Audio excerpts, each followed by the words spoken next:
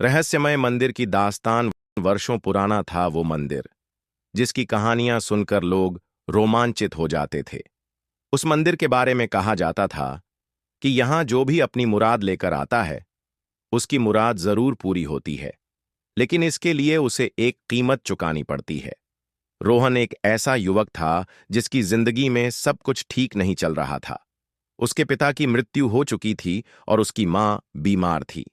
डॉक्टरों ने जवाब दे दिया था और अब बस भगवान पर ही भरोसा था। एक दिन उसने उस मंदिर के बारे में सुना और उसने सोचा कि क्यों न एक बार वहां जाकर अपनी मां के लिए प्रार्थना की जाए। जब रोहन मंदिर पहुंचा तो उसने देखा कि वहां का माहौल बहुत ही रहस्यमय था। मंदिर के पुजारी ने उसे एक दीपक दिया और कहा कि इसे जलाकर अपनी मुराद भगवान के सामने रखो।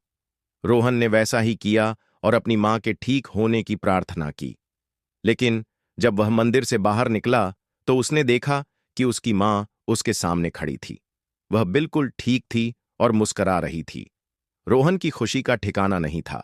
उसने अपनी मां को गले लगाया और भगवान का शुक्रिया अदा किया।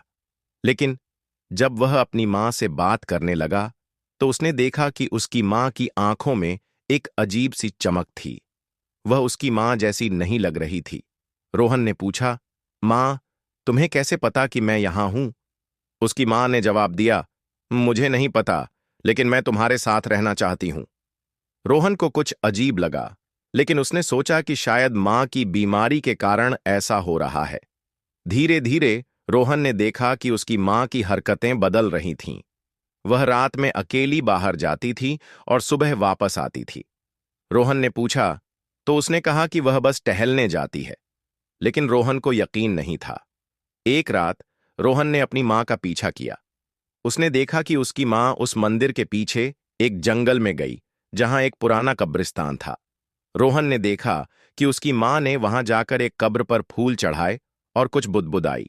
रोहन को समझ में आया कि उसकी मां की जान बचाने के लिए मंदिर के देवता ने उसकी आत्मा को अपनी मां के शरीर में डाल दिया था। वह समझ गया कि उसकी मां अब इस दुनिया में नहीं है।